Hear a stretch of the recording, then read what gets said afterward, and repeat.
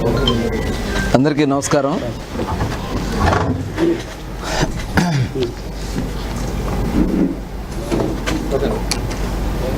బియ్యం దొంగ పేరు నాని పందికొక్కులాగా 7,580 బస్తాల బియ్యాన్ని బొక్కేసి ఇవాళ వచ్చి నీతి కబుర్లు చెప్తా ఉన్నాడు. మళ్ళీ ఒక డ్రామా, ఒక అపూర్త కల్పన సృష్టించాలని ప్రయత్నం చేస్తూ ఉన్నాడు. 7,585 బస్తాలు దగ్గర ఒక బస్తా 2 బస్తాలు కాదు. ఇవన్నీ కూడా పేద ప్రజలకి ప్రభుత్వం పంచాల్సినటువంటి బియ్యాన్ని నీ సొంత గోడౌన్లో తరలించేసి గోడౌన్ నుంచి డబ్బులు కొట్టేసి, కనీసం మీ భార్య పేరు మీద ఉంది గోడౌను, రేపు పొద్దున ఏదైనా వస్తుందని భయం బొంకు లేకుండా ఇవాళ మళ్ళీ బొంకుతా ఉన్నాడు వచ్చి. ఇంకా పైగా ముఖ్యమంత్రి గారికి వెళ్ళి నేను ఏదో చెప్పానని, ఆడవాళ్ళని ఎందుకు చేస్తామని చెప్పి ముఖ్యమంత్రి గారు అన్నారని, అక్కడ మంత్రులందరూ ఉన్నారని, ఎమ్మెల్యేలు ఉన్నారని. ఎందుకయ్యా నువ్వు ఇంకా ఇంత సిగ్గుమాలినటువంటి, ఇంకా అసలు నువ్వు మనిషి పుట్టకే కాదు నీది, అసలు నువ్వు మనిషివే కాదు, ఒక ఇంగిత జ్ఞానం లేనటువంటి వ్యక్తివి నువ్వు. నీ భార్యను అడ్డం పెట్టుకుని నీ భార్య ద్వారా ఇవాళ రాజకీయంగా లబ్ధి పొందాలి, లేకపోతే సింపతి పొందాలని నువ్వు అనుకుంటున్నావేమో. అది సాధ్యం కావు. ఇవాళ దీనికి సూత్రధారి పేరు నానినే. ఈ కేసు నుంచి తప్పించుకోలేడు. 100% ఈ గోడౌన్ ఏ రోజు కూడా మీ భార్య గారి ఇనాగ్రేషన్కి సంబంధించి కానీ, మీ భార్య గారికి సంబంధించి కానీ ఎప్పుడు లేదు. నువ్వే చేసావు, నీదే బాధ్యత దీంట్లో. ఇవాళ నువ్వు చేసావు కాబట్టే తప్పించుకోవడానికి 4 రోజుల నుంచి ఊరు వదిలిపెట్టి పారిపోయి, మేము డబ్బులు కట్టేస్తాం కదా మాకేమవుద్దులే అని అనుకుంటా ఉన్నారు. దొంగతనం చేసిన దొంగే. డబ్బులు కడితే దొరైపోడు. మేము మొట్టమొదటి నుంచి కూడా చెప్తా ఉన్నాం. ఇవాళ మీరు మాట్లాడుతూ ఉన్నారు ఆడవాళ్ళు గౌరవాల గురించి. ఆనాడు ఏమైంది మీకు? భువనేశ్వర్ గారి గురించి నిండు సభలో, ఆంధ్రప్రదేశ్ రాష్ట్ర చరిత్రలో ఏ ఆడబిడ్డ గురించి మాట్లాడినటువంటి మాటలు ఆ నిండు సభలో మాట్లాడినప్పుడు నీ గుణం ఎక్కడ సచ్చింది? నువ్వెక్కడ సచ్చావు? వయసుతో కూడా చూడకుండా 70 సంవత్సరాలు 80 సంవత్సరాలు ఉన్నటువంటి ఆడబిడ్డలను తీసుకెళ్తా ఉంటే ఆ రోజు ఎక్కడ సచ్చావు నువ్వు? ఏమైంది నీకు? నీ గుణం ఏమైంది ఆ రోజు? అడి నోరుంది కదా ఇష్టం వచ్చినట్టు మాట్లాడి ఇవాళ మీ పాపం పండింది కాబట్టి ఇవాళ అవన్నీ కూడా బయటకు వస్తే గజగజ వణికిపోతా ఉన్నావే. ఇవాళ నువ్వు చెప్తా ఉన్నావు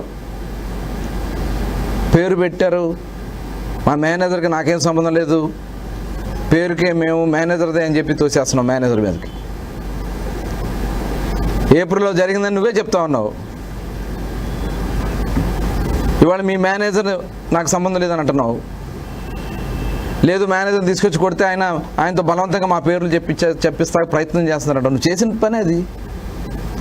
నువ్వు ఆ రోజున నా మీద చిన్న పిల్లలు నా పక్కన ఉండే వాళ్ళని తీసుకెళ్ళి కాళ్ళు పైకి ఏలాడేసి బట్టలు తీసి చితకబాజు బాధించి అక్రమంగా నా పేర్లు పెట్టించావు. అంతే నేను వెంటాడుతుంది. ఆ భయమే నేను వెంటాడుతుంది. కర్మఫలం మేమెవరు చెప్పర్లా. కర్మఫలాన్ని ఎవరు తప్పించుకోలేరు. భగవంతుడైనా క్షమిస్తాడు కానీ కర్మఫలం క్షమించదని చెప్తారు. ఇవాళ అదే జరుగుతుంది నీ విషయంలో. అది గుర్తుపెట్టుకో. నీకు నిద్రలేని రాత్రులే స్టార్ట్ అయినాయి. నువ్వు చేసినటువంటి పాపాలు, ప్రమాణాలు, తల్లి మీద ప్రమాణం, చచ్చిపోయిన వాళ్ళ మీద ఎవరైనా ప్రమాణం చేయడం నేను ఎప్పుడు చూడలే. మీరు ఎవరైనా చూసారేమో. ఆవిడ చనిపోయి 2 ఏళ్ళు 3 ఏళ్ళు అవుతుంది. వాళ్ళ తల్లి మీద ప్రమాణం అంట, అక్కడ ఏం చేయలేదని. 2 ఏళ్ళ క్రితం చచ్చిపోయిందిగా ఆవిడ. అంతకుముందు చేసే ప్రమాణాలు, మా అమ్మ మీద ఒట్టు పెదపట్నం పోర్ట్ అన్నావు, బందర్ పోర్టు బందర్లో కట్టకపోతే 2014 ఎన్నికల్లో పోటీ చేయను, ముక్కు నేలకు రాసి కోనేటి సెంటర్లో రాజకీయ సన్యాసం చేస్తానన్నావు. ఎక్కడికి పోయి నీ ప్రమాణాలు? నీ దొంగ ప్రమాణాల గురించి బందరు ప్రజలకు కాదు, ఈ రాష్ట్ర ప్రజలకు కూడా తెలుసు. నీచ నికృష్టమైనటువంటి కార్యక్రమాలు మీరు చేసి, ఇంకా పైగా ఇప్పుడు ఈ దొంగ ఏడుపులు. ముఖ్యమంత్రి గారంట రాజకీయంగా ఏదైనా చేస్తారు కానీ ఆయన ఏమైనా దేవుడు అన్నట్లుగా మాట్లాడాడు. దేవుడే, మా నాయకుడు మాకు దేవుడే, మా నాయకుడు బాటలోనే మేము నడుస్తాం. కానీ లేని జరగని విషయాల్ని డ్రామాగా సృష్టించి ప్రజలకు ఏదో మభ్యపెట్టాలని ముఖ్యమంత్రి గారికి వెళ్ళంట, నేను చెప్పానంట, అరెస్ట్ చేయమని 2-3 సార్లు వెళ్ళి ఒత్తిడి చేశానంట.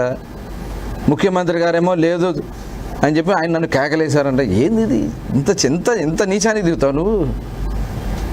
దొంగతనం చేసావు, దొరికిపోయావు, ఇంకా ఆ నెపంని ఇది ఇచ్చేసుకుని లేదా కేసు భయపడిపోయి గోడౌన్కి వస్తే తాళాలు తీయటానికి ఎందుకు రాల ముందుకి?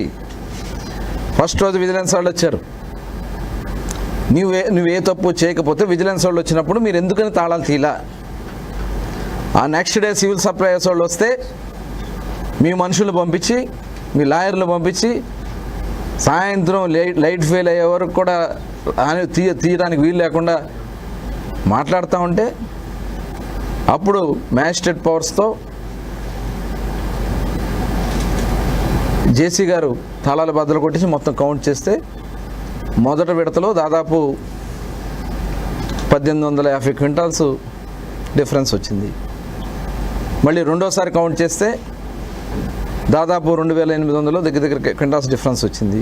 ఫైనల్గా 3800 క్వింటాల్స్ డిఫరెన్స్ వచ్చినాయి. అంటే 7800 బస్తాలు. 7800 బస్తాలు ఎవరి వల్ల అవుతుంది తీటాకి? ఒక బస్తానా 2 బస్తాలా? నీ అనుమతి లేకుండా నీ గోడౌన్లో నుంచి బియ్యం వెళ్ళిపోతే నాకు సంబంధం లేదని చెప్పి తప్పించుకు తిరగడానికి ప్రయత్నం చేస్తే డబ్బులు కట్టేస్తే ఆ పాపం నేరం సమిసిపోద్దని మీరు అనుకుంటా ఉన్నారు. ఇంకోటి మాట్లాడుతున్నావు, ఆడవాళ్ళ మీద కేసులు కడతారని. నేరం ఎవరు చేసినా ఇవాళ ఆడవాళ్ళు మర్డర్ చేస్తే కేసులు కట్టి జైల్లో కూర్చుంటున్నారు. నేరం ఎవరు చేసినా నేరమే. అది ఆడవాళ్ళు అవ్వచ్చు, మగవాళ్ళు అవ్వచ్చు, ఎవరైనా అవ్వచ్చు. నేరం చేసిన వాళ్ళు నేరం కింద లెక్కే. దీంట్లో నీ ఇన్వాల్వ్మెంట్ ఉంది కాబట్టి నువ్వే నేరగాడివి. అది గుర్తుపెట్టుకో పేరు నాని గారు. పిచ్చి ప్రేలాపనలు మాట్లాడి మేమేదో కక్ష సాధింపు చేయాలంటే మేము గవర్నమెంట్లోకి వచ్చిన ఫస్ట్ రోజే నువ్వు జైల్లో ఉండేవాడు. ఇది గుర్తుపెట్టుకో. ఇక నీకు నిద్రలేని రాత్రులే. నీ మొత్తం మీ చిట్టా అంతా మా దగ్గర ఉంది. నీ ఒక్కడికే కాదు, నీ బినామీలకు కూడా నిద్రలేదు వాళ్ళ నుంచి. గుర్తుపెట్టుకోండి,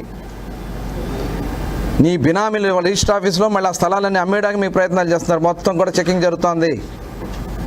ఎవరెవరు వచ్చి బినామీ ఆస్తులు అమ్ముతా ఉన్నారో రిజిస్టర్ ఆఫీస్లో మొత్తం రిజిస్టర్ చేస్తున్నాం.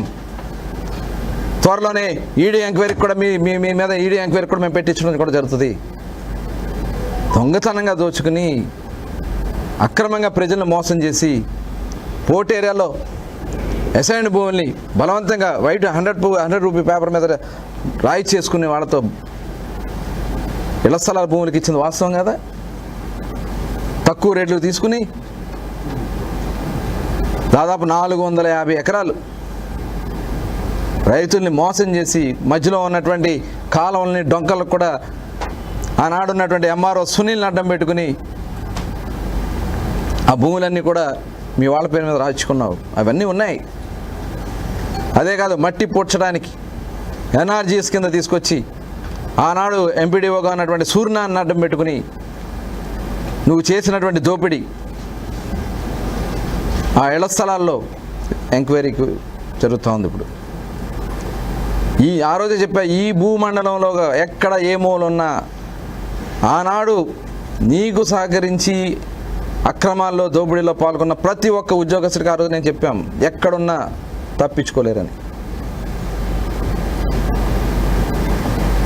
మీ గోడౌన్స్కి ఎక్కడి నుంచి వచ్చింది మట్టి? కొన్ని లక్షల ట్రిప్పుల మట్టి ఎక్కడి నుంచి వచ్చింది? ట్రాక్టర్ల మట్టి. ఇవన్నీ కూడా టోటల్ ఏ ఒక్క విషయం కూడా మీరు తప్పించుకోలేరు. ఇవాళ ఇవన్నీ చేసి బందర్ని ఏమన్నా అభివృద్ధి చేశారని మీరు రూపాయి తీసుకొచ్చారండి మీరు? మీ ఆస్తులు ఎలా పెంచుకోవాలా, లేదో మీ కొడుకు ఎక్కడ అందలం ఎక్కించాలా, దానికోసం యువతను నాశనం చేసి, గంజాయితో నాశనం చేసి, ఇవాళంతా ఒక స్వార్థపరుడుగా నువ్వు పనిచేసి ఇవాళ నువ్వు దొరికి వంకాలని చూస్తే జరగనివ్వం. ఖచ్చితంగా దీంట్లో ఎవరైతే బాధ్యులు ఉన్నారో ఎవ్వరూ కూడా తప్పించుకోలేరని చెప్పి తెలియజేస్తాం.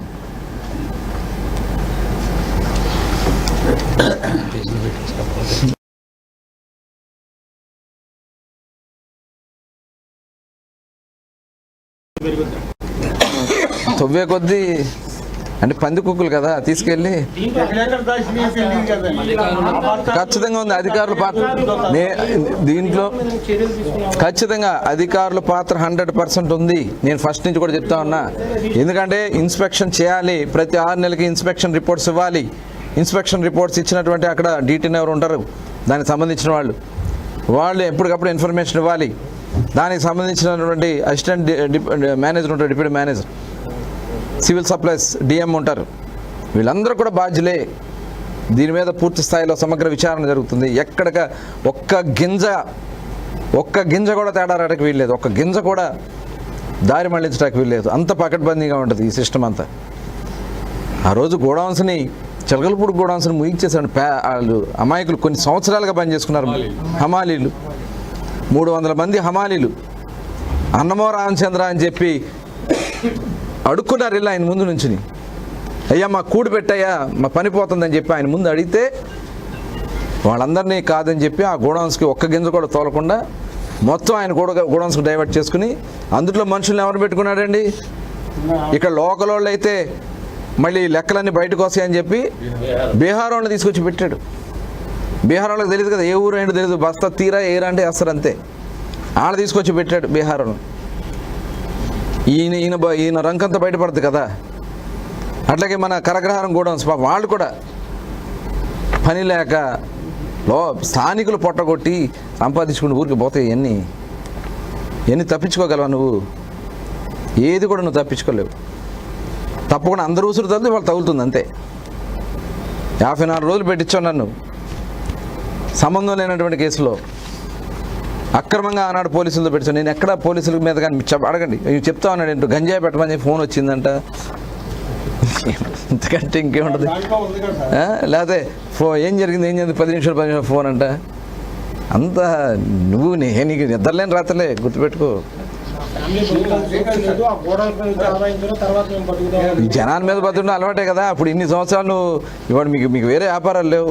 నాకు తెలిసి మీ తండ్రి గారి దగ్గర నుంచి కూడా మీకు వ్యాపారం లేదు, ఏమీ లేదు, ఆదాయం. ఎట్ట బతికారు? జనాన్ని కొట్టుకు బతికారు. ఇవాళ దోచుకున్న డబ్బులతో కట్టావు గోడౌన్. అత్తగారి పేరు మీద ఒకటి, భార్య గారి పేరు మీద ఒకటి, బినామీ పేర్లతో కొన్ని వేల 100 ఎకరాలు ఉన్నాయి. అన్నీ ఉన్నాయి, మైనింగ్ ఉన్నాయి, అన్నీ తెలుసు, అన్నీ వస్తాయి.